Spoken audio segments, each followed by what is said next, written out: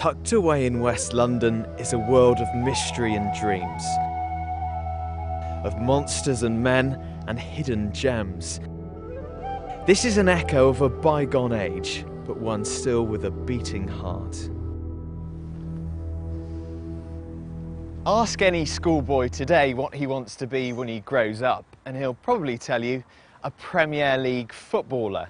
But it wasn't so long ago that you got a very different answer.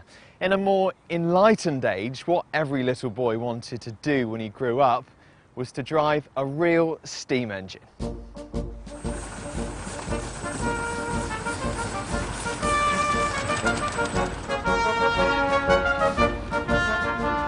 Here at the Harrow and Wembley Society of Model Engineers, more than one schoolboy has realised his dreams. Ultimately it comes down to steam and steam engines. They're real living, passionate things, and once you get hooked, you're really hooked for life. So the railway people always talk about a job for life, and believe me, once you get hooked with the steam, it's there, it's in your blood. Once you put the fire in the firebox, you put the match in and it starts to light. You have to tend it, you have to watch over it, and it's a wonderful relaxation.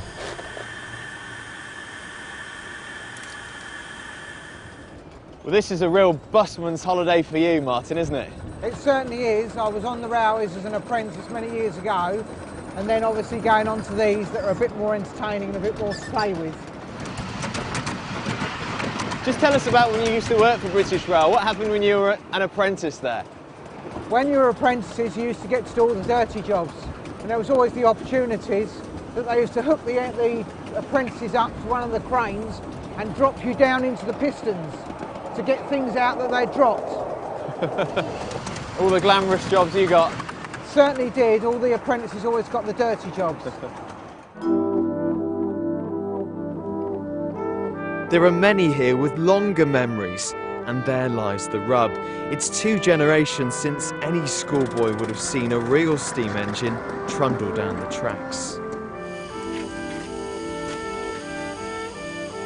Looking to the future, where's the next generation coming from? That's a little bit of a concern for both ourselves and many of the model engineering societies. We're lucky to have youngsters that are interested, but the skills that the older members possess are pretty well dying out. We had an instance where one of the junior members was very, very capable. He wanted to do for his 6-year project a working signalling system for portable tracks.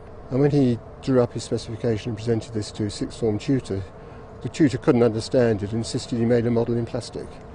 And I think that really sums up that our skills are dying out. If you think back at the history of this country was built on steam engines, and we exported steam engines all over the world. One time we had some of the biggest companies in the world exporting steam. And all that heavy engineering tradition is generally being phased out.